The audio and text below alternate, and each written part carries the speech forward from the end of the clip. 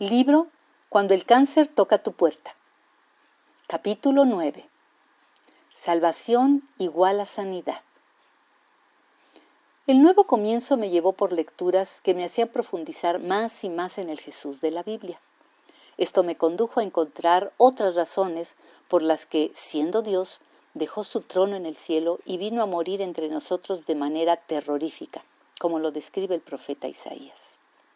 Él estaba cargando con nuestros sufrimientos, estaba soportando nuestros propios dolores. Pensamos que Dios lo había herido, que lo había castigado y humillado, pero fue traspasado a causa de nuestra rebeldía, fue atormentado a causa de nuestras maldades. El castigo que sufrió nos trajo la paz, y por sus heridas alcanzamos la salud.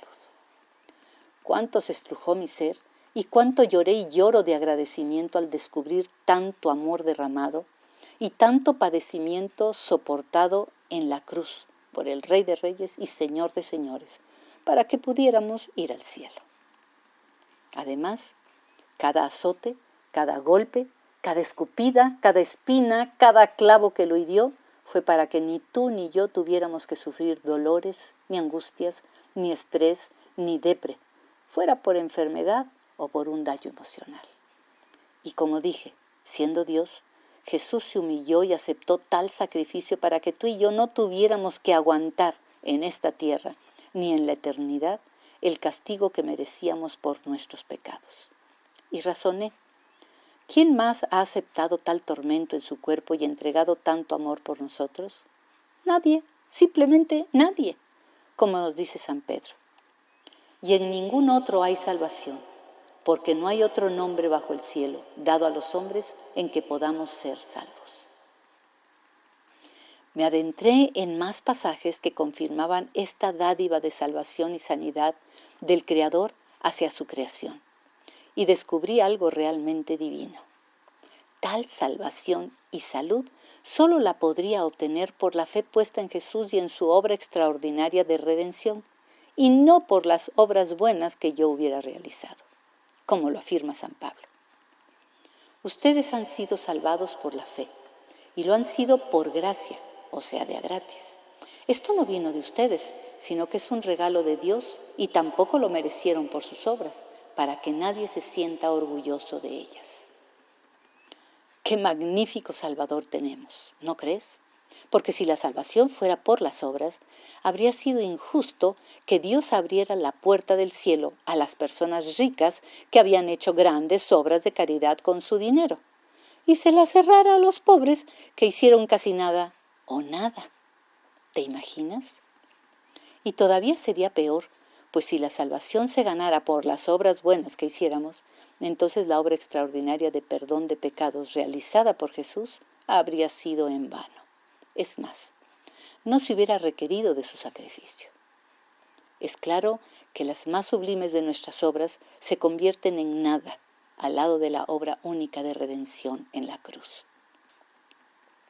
También, al leer estos pasajes me di cuenta que aunque yo no merecía la sanidad del cuerpo y alma, por ser pecadora, sí tenía derecho a clamar por ella y obtenerla si se la pedía al Padre en el nombre de Jesús.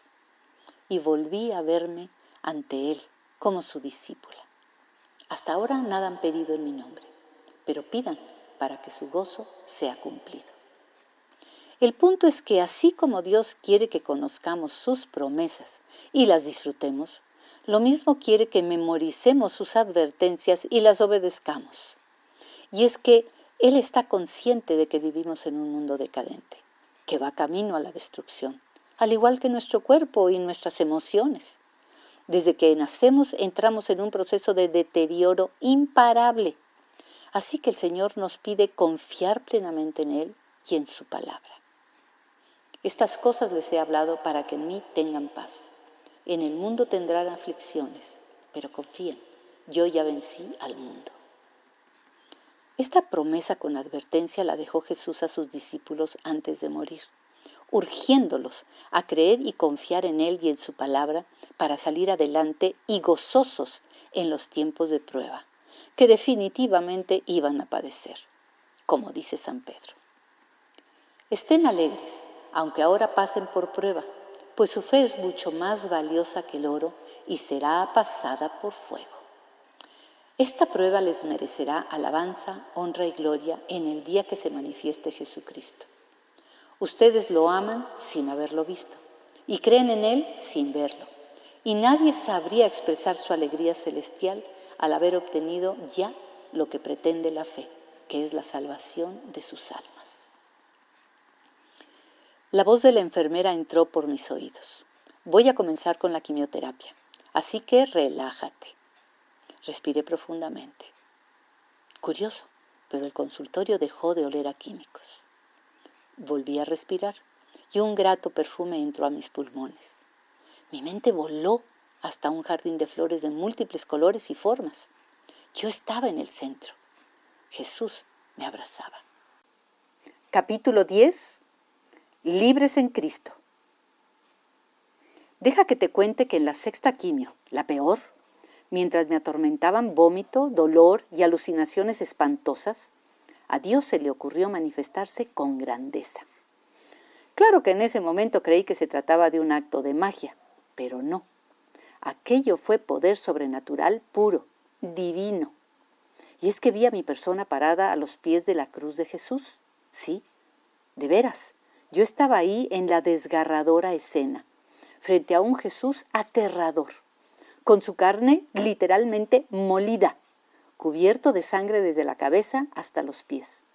Estaba en medio de dos malhechores también crucificados a los lados, y pude ver y oír que uno de los malhechores, sin compasión, lo insultó y provocó diciéndole: «Si en verdad eres el Hijo de Dios, sálvate y sálvanos de este tormento». Y enseguida vi y oí al otro malhechor que reconoció ser culpable y pidió a Jesucristo que se acordara de él cuando viniera por segunda vez en su reino celestial. Y Jesús le respondió: «De cierto te digo que hoy estarás conmigo en el paraíso». Órale, qué contraste de actitudes de los tres en pleno lecho de muerte. El odio del primero, el arrepentimiento del segundo y la misericordia de Dios. Pero entonces surgieron las preguntas lógicas. ¿Quién les comentó a los malhechores que Jesús era el Salvador y que volvería con su reino? ¿Quién les habló de que esa era la última oportunidad de salvar su alma de un infierno eterno? Pienso que tú y yo sabemos que la respuesta es la vocecita. ¿Quién más pudo hacerlo? Supongo que esa vocecita les avisó que el hombre destrozado en la cruz de en medio era la única oportunidad que tenían para quedar libres de una eternidad sin Dios. Así, un malhechor, en su libre albedrío, creyó, el otro no. Uno aceptó a Jesús como su Salvador, el otro lo rechazó. Volví a ver mi yo ante la cruz, y ahí, a mi lado, estaban María, la Madre de Jesús, María Magdalena y San Juan, que lloraban. Entonces, Dios me hizo notar que el malhechor arrepentido no perdió tiempo en pedir ayuda a nadie más que a aquel que sí podía liberarlo del terrible futuro. Comprendió también que ellos, como cualquier ser humano, necesitaban recibir la salvación del alma a través de Jesús. Y soltaban llanto de agradecimiento por tal sacrificio, con su fe ferviente puesta en la realidad de que solo ese Jesús que entregaba su vida los llevaría un día a la presencia del Padre. Como él mismo lo expresó: «Yo soy el camino y la verdad y la vida. Nadie llega al Padre si no es por mí». Y hoy lo confirma San Pedro: «Y en ningún otro hay salvación, porque no hay otro nombre bajo el cielo dado a los hombres en que podamos ser salvos». De repente, la película en mi mente cambió, y aunque mi yo real estaba en una cruz de quimioterapia, mi yo espiritual veía a Jesús frente a mí. Pero ya no estaba en la cruz agonizando, estaba vivo, hermoso, sentado en su trono de rey, y me apresuré a decirle en voz alta: «Señor Jesús, yo también creo que tú eres el Hijo de Dios, y creo que moriste y resucitaste por mí. Te declaro mi Señor y mi único y suficiente Salvador. Creo también que un día vendrás a recogerme y quiero que me encuentres haciendo lo que te agrada para que me lleves al paraíso contigo. Aquí está mi corazón, te lo doy, perdónalo, sánalo y llénalo de ti. Entra en él, sé el Señor de mi vida, gobiérnala para siempre y si quieres, limpia mi cuerpo de esta enfermedad.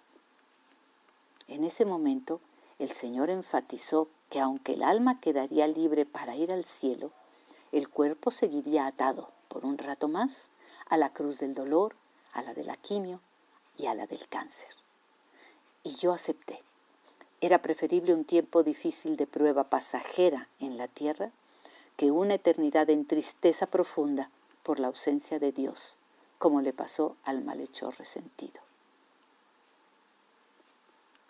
Ya en mi conciencia completa me di cuenta que Jesús se pudo haber bajado de la cruz.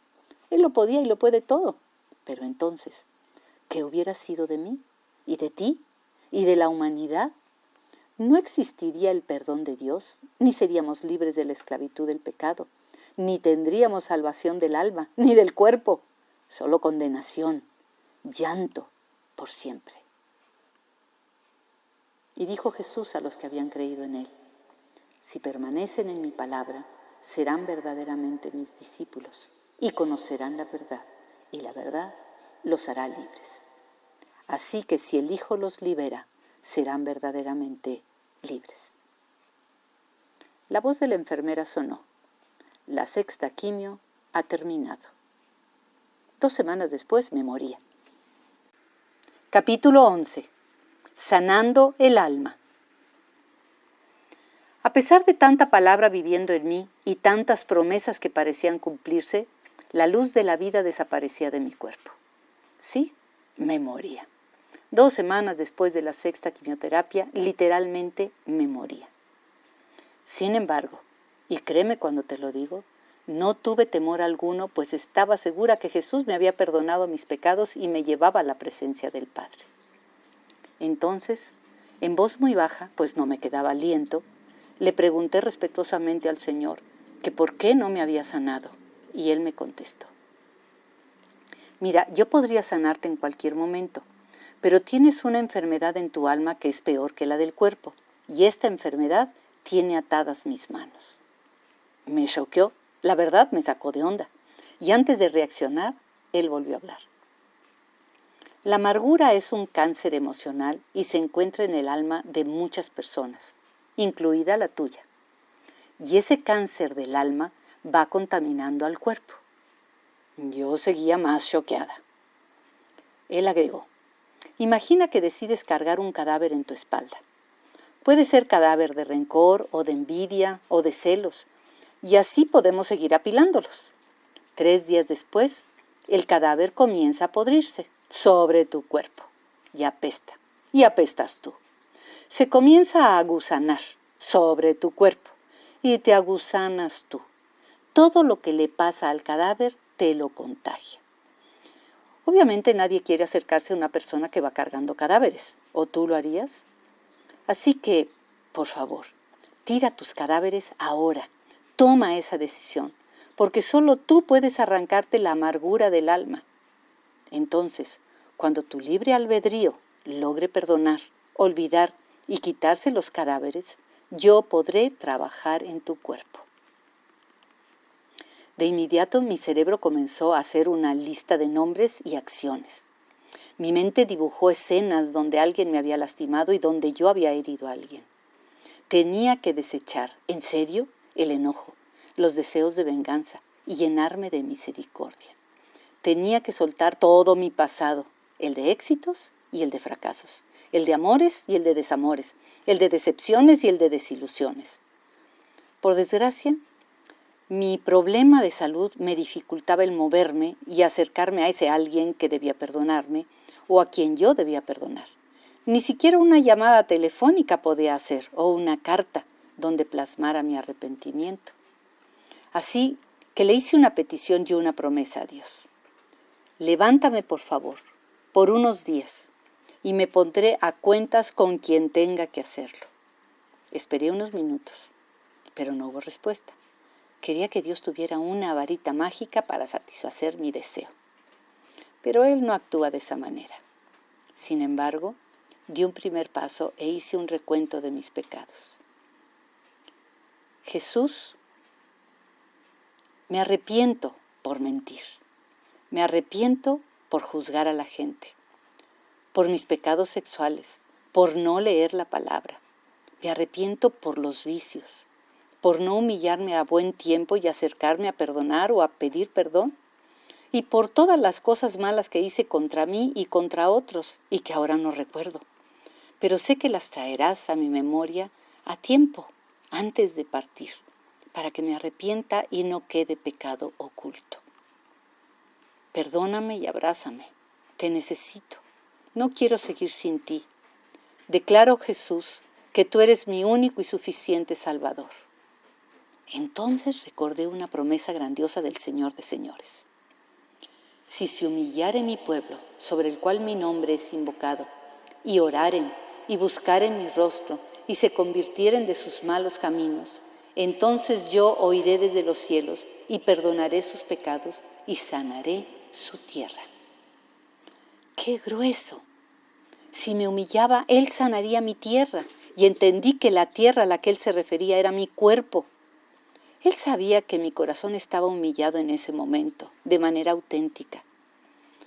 Y sin conocer el futuro de mi ser, cerré mis ojos, me preparé para la partida y susurré: Padre, en tus manos encomiendo mi espíritu, en el nombre de Jesús. De repente, mi esposo, que esperaba conmigo lo peor, corrió a la habitación de al lado, consciente de que ni él ni nadie podía hacer nada por mí, pero confiado en que Jesús, en su gran misericordia, esta vez respondería. Y allá, como él lo cuenta, roto de tristeza, se hincó vencido buscando al Padre y la vocecita le habló. Falta algo por reclamar, 2 por 1. Mi marido dice que se quedó sin entender, pero que la vocecita siguió. Te recuerdo que hay un mandato que cuando lo obedeces recibes el cumplimiento de 2 promesas. Y la vocecita habló. Honra a tu padre y a tu madre, que es el primer mandamiento con promesa, para que te vaya bien y seas de larga vida en esta tierra. Las 2 promesas retumbaron en la cabeza y el corazón de mi marido. Que te vaya bien y seas de larga vida. Y gritó: Señor, mi esposa fue una mujer que honró a sus padres en vida y aún después de muertos. Señor, cumple tu palabra en ella, por favor. Dale larga vida y de pasada haz que le vaya bien. Y dice que agregó: sana su tierra, por favor, en el nombre poderoso de Jesús. En ese instante, como con varita mágica, sí, en ese instante, la promesa se hizo realidad. La luz entró a mi cuerpo en un simple chasquido. Jesús me hizo libre de la muerte. Al día siguiente llamé a mi hija y le comenté lo sucedido. Y le hablé de la importancia de que nos perdonáramos y olvidáramos todo lo que nos habíamos lastimado. Le dije que debíamos comenzar de nuevo, conscientes más que nunca que en cualquier segundo nos podíamos ir de este planeta y necesitábamos tener el alma limpia. Porque como dice la oración del Padre Nuestro, si no perdonamos a los que nos ofenden, Dios no nos perdonará. Perdona nuestras ofensas o deudas, así como nosotros perdonamos a los que nos ofenden. Te aseguro que ahora ya no permito que se me suban los cadáveres. Así que cuando hay algún malentendido o fricción con alguien, no pierdo tiempo. Trato de inmediato de aclarar y hacer las paces. No quiero acumular peste y pudrición sobre mí. Ya sabes, si existen rencillas entre tú y tus padres o entre tus hijos y tú, perdónense o pidan perdón, sea que estén vivos o estén muertos. Y esto implica cualquier tipo de relación, sabiendo ya que si siembro perdón, cosecharé perdón de Dios y de otros humanos. Y si siembro amargura, cosecharé cáncer de todo tipo. La falta de perdón detiene los milagros. La falta de perdón ata las manos de Dios. La falta de perdón produce cáncer del alma y del cuerpo. Capítulo 12. Sangre en la entrada. Después del reciente milagro de Dios en mi vida, mi amiga vino a visitarme y dijo que yo estaba lista para comprender una historia extraordinaria. La plática comenzó con: siglos atrás, el Dios creador escogió un pueblito para adoptarlo. Lo hizo su propiedad. Se llamaba pueblo hebreo y era el más pequeño que existía sobre la faz de la tierra, aunque hoy se le conoce como pueblo judío o la gran nación de Israel. Dios el Creador lo cuidó y defendió de sus enemigos por años. Lo sacó victorioso de todas sus batallas. Sin embargo, en algún momento, una parte de los habitantes decidió salirse de la protección divina y, como consecuencia, el pueblo completo acabó esclavizado por el imperio egipcio, que era el más grande de aquellos tiempos. El rey de Egipto, titulado Faraón, era el más poderoso del mundo, tan poderoso que se hacía llamar Dios. A pesar de la sufrida situación de los hebreos, un grupo reducido de ellos decidió mantener su fe en una promesa que Dios había hecho a su antepasado Abraham. Castigaré a la nación que va a hacerlos esclavos, y después tus descendientes saldrán libres y dueños de grandes riquezas. Esa esperanza lo sostuvo por más de 4 siglos. Para disgusto del faraón, el pueblo de Dios crecía muy aprisa, pues sus mujeres daban a luz más hijos que las egipcias. Viendo el peligro, mandó matar a cuanto niño hebreo naciera. Pero una sabia mamá escondió a su bebé en un cesto de mimbre preparado para soportar la humedad, así que lo puso sobre las aguas del río Nilo.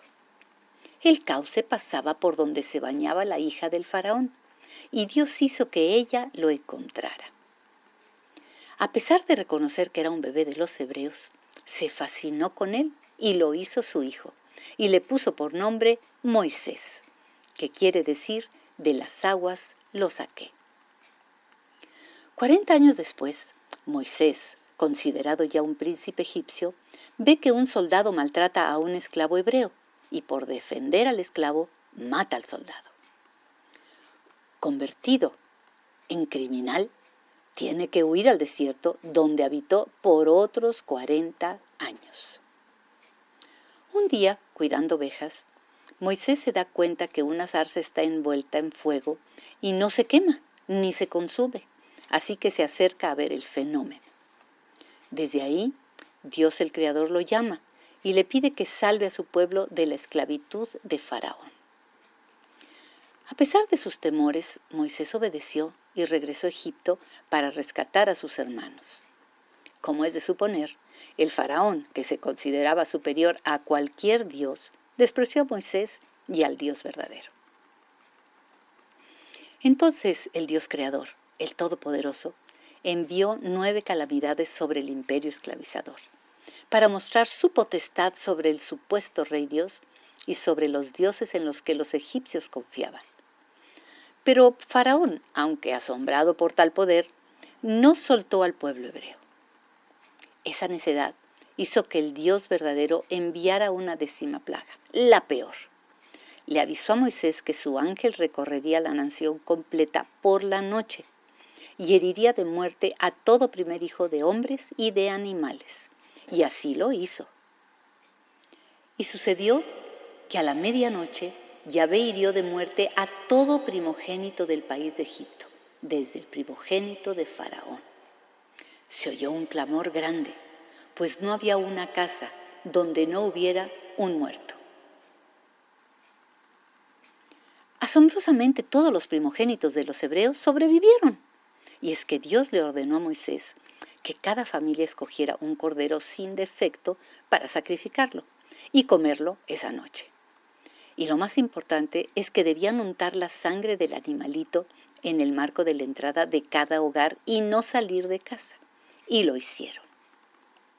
La sangre les servirá para que ustedes señalen las casas donde se encuentren. Y así, cuando hiera de muerte a los egipcios, ninguno de ustedes morirá, pues veré la sangre y pasaré de largo.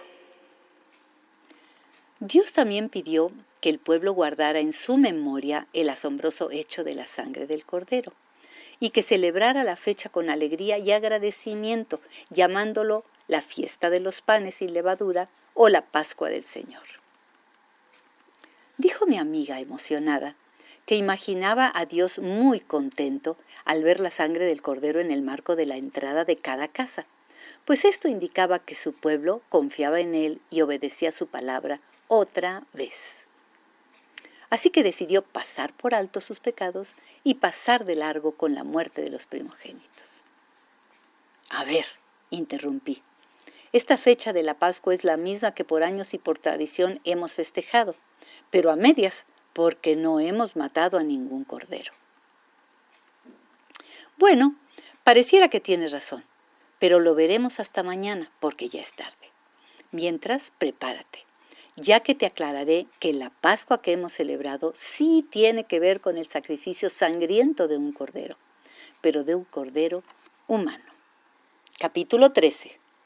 Sangre en el corazón. Al día siguiente mi amiga llegó puntual. Nos saludamos y fue directo al grano. Ya vimos que en el Antiguo Testamento los hebreos demostraron su fe en un solo Dios, en su poder, en su palabra, en un corderito sin defecto y en la sangre de éste puesta en la entrada de cada hogar, para que Dios pasara por alto los pecados y pasara de largo con la muerte. ¿Lo recuerdas? Claro que lo recuerdo, contesté. Tomó aire y soltó lo inesperado. Bueno, pues en esta época también deberíamos de creer en un solo Dios vivo y verdadero y confiar en su Cordero. Y digo su Cordero porque en el Antiguo Testamento el pueblo hebreo escogió un corderito por familia, es decir, que muchos animalitos fueron sacrificados. Pero en el Nuevo Testamento Dios mismo escogió su Cordero, uno solo. Además, no fue un animalito, sino que fue su propio Hijo encarnado, Jesucristo, para salvar a cada individuo, como lo dice San Juan.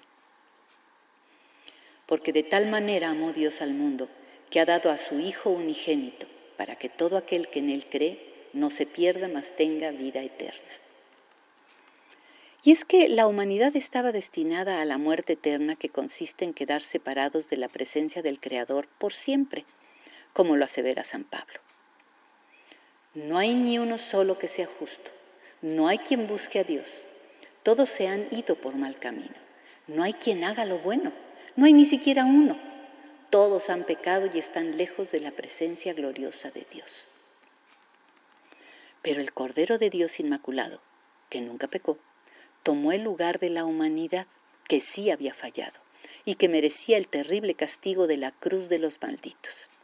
Así que Jesús derramó hasta la última gota de su sangre para eliminar ese castigo, como lo asevera San Pedro. Cristo padeció una sola vez por los pecados, el justo por los injustos, para llevarnos a Dios, siendo a la verdad muerto en la carne, pero vivificado en espíritu.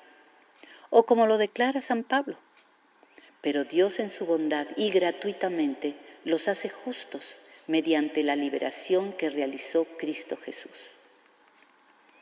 Entonces hoy, con la fe puesta en Jesús como nuestro único y suficiente Salvador, y al creer en el poder de su nombre, y al declarar que su sangre nos limpia de iniquidades y nos defiende de la maldad del mundo, es que nuestro Padre Dios pasa por alto los pecados de cada persona arrepentida y pasa de largo con la muerte eterna, como lo confirma San Pablo.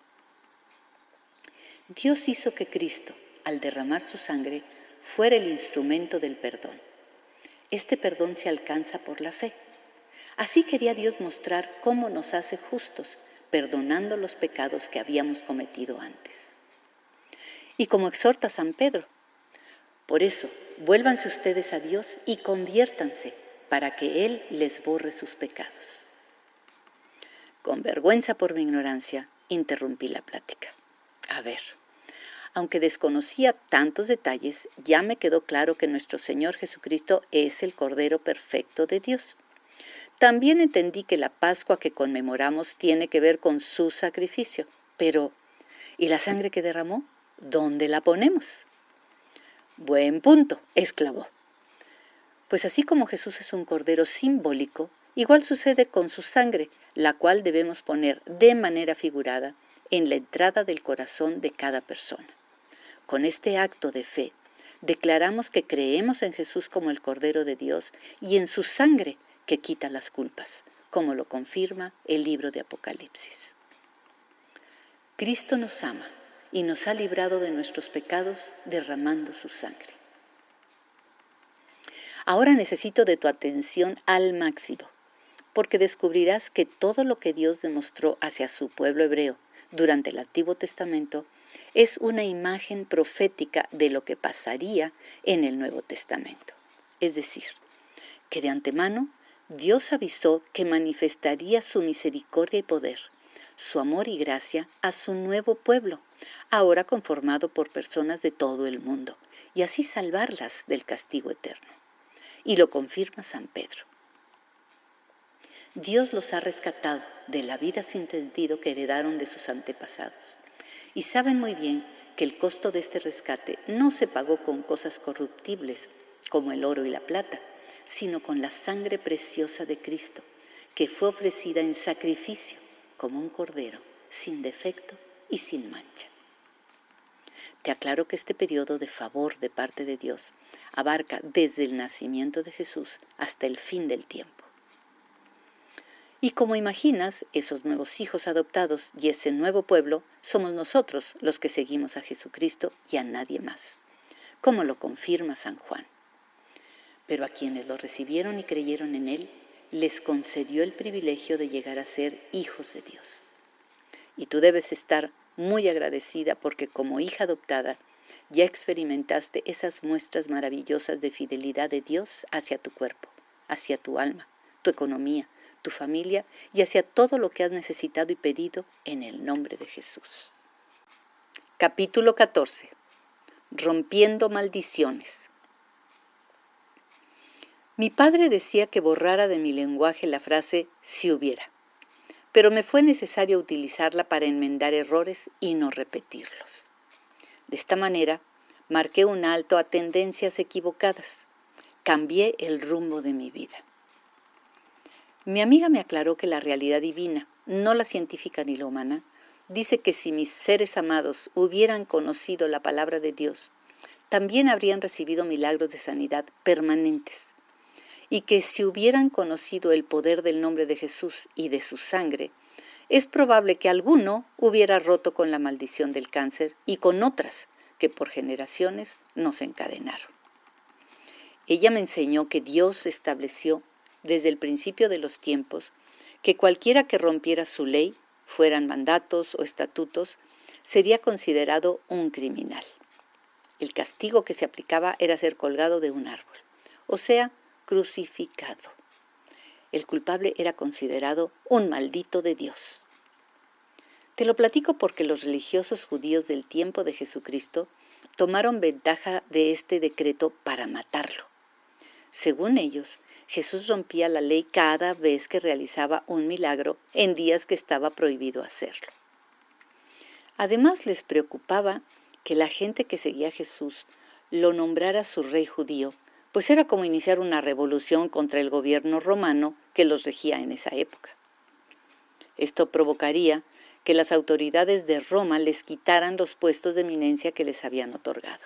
Entonces, aprovechando que Jesús se hacía llamar Hijo de Dios, lo cual era un delito, más el problema de las maravillas practicadas en fechas ilegales, lo inculparon, declarándolo merecedor de la muerte en la cruz de los malditos.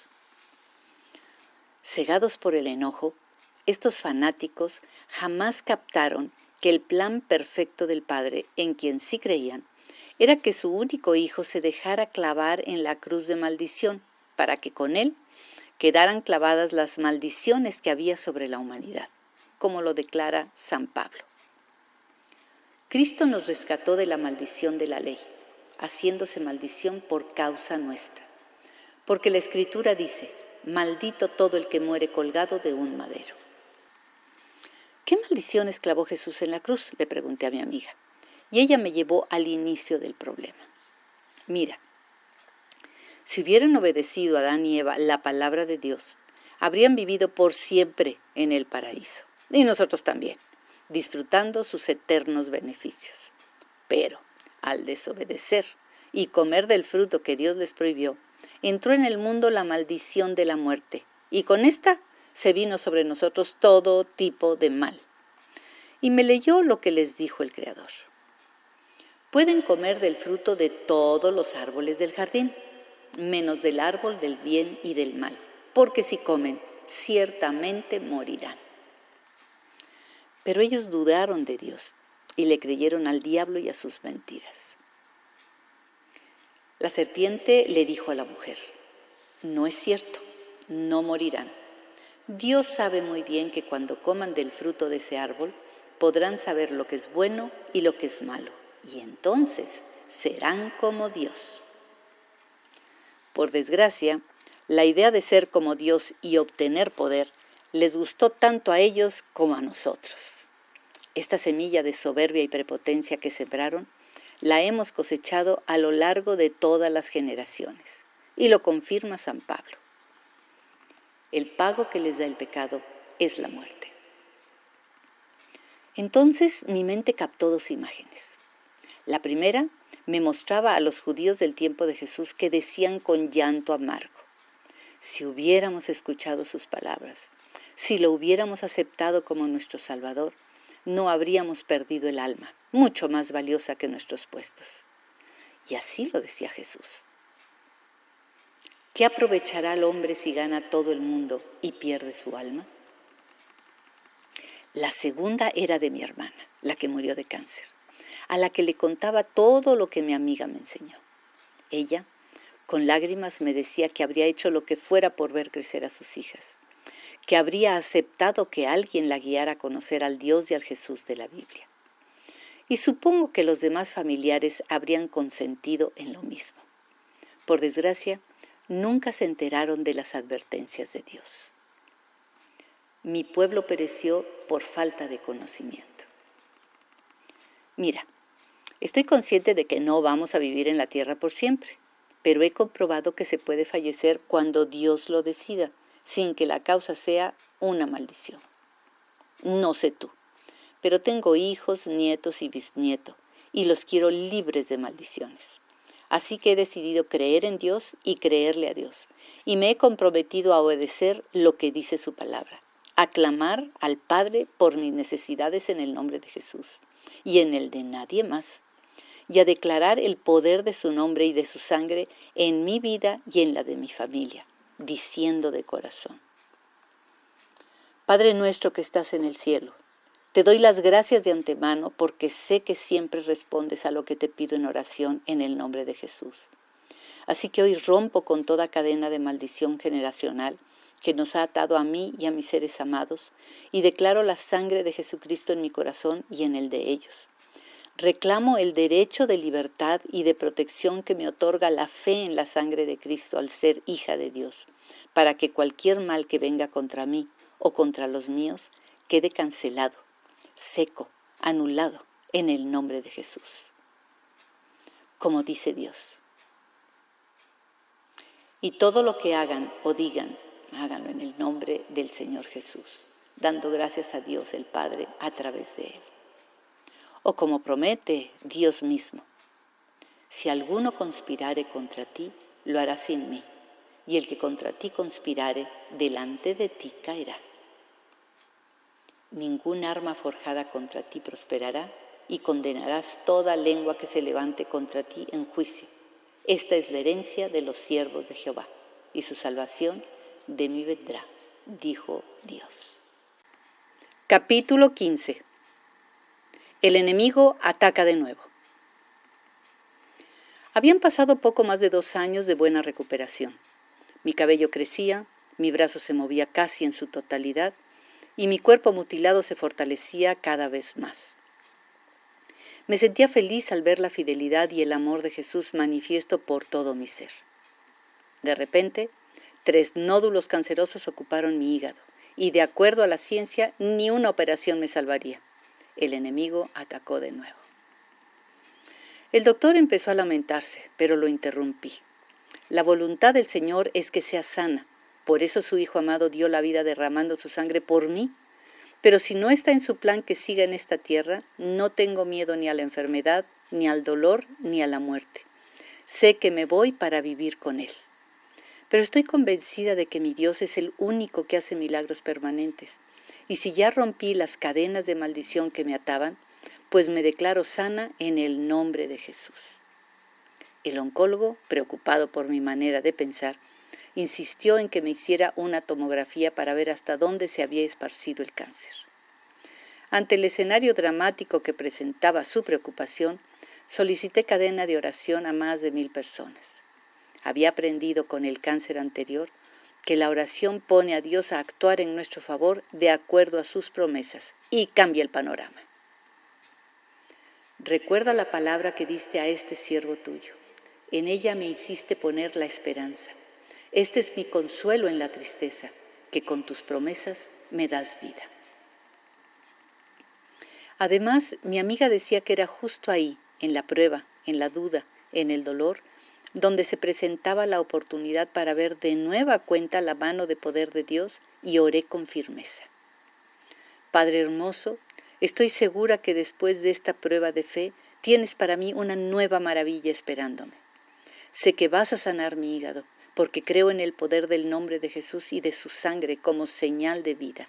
Lo declaro en el nombre de Jesús.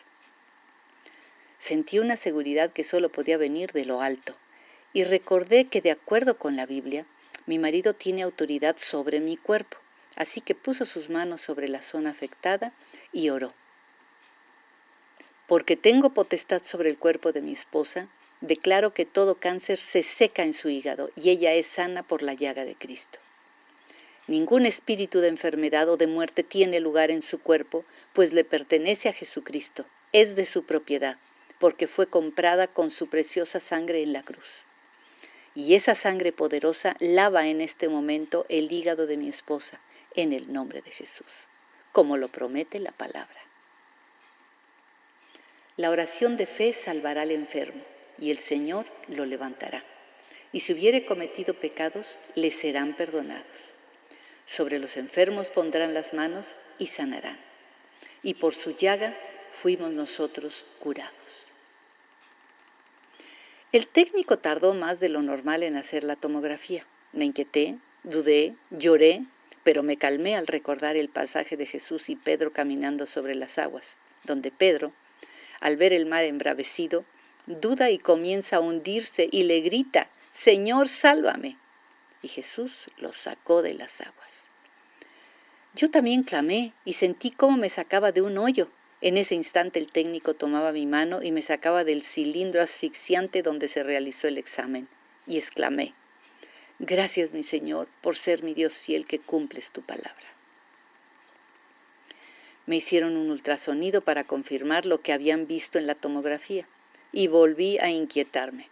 Pero recordé una ordenanza de Jesús y le pedí a Dios Padre, en su nombre, que la montaña de la enfermedad saliera de mi cuerpo. Si tuvieras fe como un grano de mostaza, dirás a ese monte: «Pásate de aquí para allá», y se pasará. 48 horas después, el cancerólogo comparaba el estudio que mostraba los 3 tumores con la nueva información. Sus ojos se llenaron de lágrimas y exclamó: «Tu Dios sí hace milagros permanentes. El hígado está limpio, no hay cáncer». Y recordé más palabras hermosas de Jesús. ¿No te he dicho que si crees verás la gloria de Dios? Hasta ahora nada has pedido en mi nombre. Pidan y recibirán para que su alegría sea completa. Al que cree, todo le es posible. Capítulo 16. Milagro permanente. Dice mi doctor, el oncólogo, que de acuerdo al tiempo que creció el tumor en mi interior, debía haber muerto antes de llegar a la cirugía. Pero gracias a Dios, literalmente gracias a Dios, sigo con vida y tengo 72 años. Han pasado 20 desde el primer cáncer. Seguramente ya captaste que Jesús en su infinita misericordia hizo efectivo el poder de su palabra mientras yo la leía. Hizo efectivo el poder de su sangre mientras la ponía en la puerta de mi corazón. E hizo efectivo el poder de su nombre mientras clamaba a través de él. Porque cuán incomparable es la grandeza de su poder a favor de los que creemos. Es obvio que a estas alturas de la historia me digas que mi amiga tenía razón respecto a todo lo que me enseñó de la Biblia, en especial el que sus promesas impactantes sí podían guiarme a la sanidad de mi cuerpo y alma y a la salvación eterna tan deseada. Hoy sé que entiendes que Jesús depositó en mi tierra enferma el abono de su amor incondicional y me hizo libre de los males que atacaban mi ser completo. Sabes que cumplió sus promesas y que me hizo ganar las batallas gracias a la fidelidad que demostró al darme su palabra y cumplirla. Estoy segura que para ti es evidente que Jesús hizo en mí milagros permanentes y lo seguirá haciendo en aquellos que creemos en Él y le creemos a Él. Ahora bien, hay puntos que me enseñó mi amiga, pero hay muchas grandes maravillas sobre Jesucristo que comprendí a través de la lectura bíblica, como por ejemplo, que Jesucristo está vivo, ya no agoniza en una cruz, ni está en una sepultura como cualquier humano. Que Él es el único que derramó su sangre por mí, nadie más lo ha hecho. Que Él es el único que ha resucitado para sentarse junto al Padre. Que Él es el único que recibió un nombre que es sobre todos los nombres, para que al invocarlo recibamos lo que necesitemos. Es solo a través de Él que podemos llegar a la presencia del Padre, pues solo Él puede interceder por mí y por ti, porque solo Jesús es Dios mismo hecho carne, como dice la palabra. Porque hay un solo Dios y un solo mediador entre Dios y los hombres, Jesucristo hombre. Por lo cual puede también salvar perpetuamente a los que por Él se acercan a Dios, viviendo siempre para interceder por ellos. O también, cuán incomparable es la grandeza de su poder a favor de los que creemos. Ese poder es la fuerza grandiosa y eficaz que Dios ejerció en Cristo cuando lo resucitó de los muertos y lo sentó a su derecha en las regiones celestiales. Por supuesto que si te platico todo esto es porque todavía me muevo en este planeta, y es que Jesús me dio su vida y la acepté, y yo le entregué la mía y Él la aceptó, como lo hacen los verdaderos amigos. El amor más grande que uno puede tener es dar su vida por sus amigos. No te equivoques como yo. No te esperes a que un cáncer toque a tu puerta para decidir empezar a leer la Biblia y decirle a Jesús que Él es tu único y suficiente Salvador. Hazlo ahora mismo. No esperes más. Y si ya saliste de una enfermedad maldita, no esperes a un segundo toque para reaccionar y voltear los ojos al que sí quiere y puede perdonarte, al que sí quiere y puede sanarte y salvarte de manera permanente. Guarda en tu memoria varios puntos cruciales. Debemos saber amarnos para saber amar a los demás. Debemos reconocer que un cuerpo descuidado se enferma y se acaba lastimosamente. Hay que mantener vivificado a nuestro espíritu con el pan nuestro de cada día, que es la palabra de Dios. Hay que creerle a nuestro Señor Jesucristo y a nadie más. Debemos amarlo en verdad, obedeciendo su voluntad. Es importantísimo tener comunión diaria y a toda hora con Él, porque sólo así podremos apoderarnos de sus herencias benditas para vivir en el plano sobrenatural.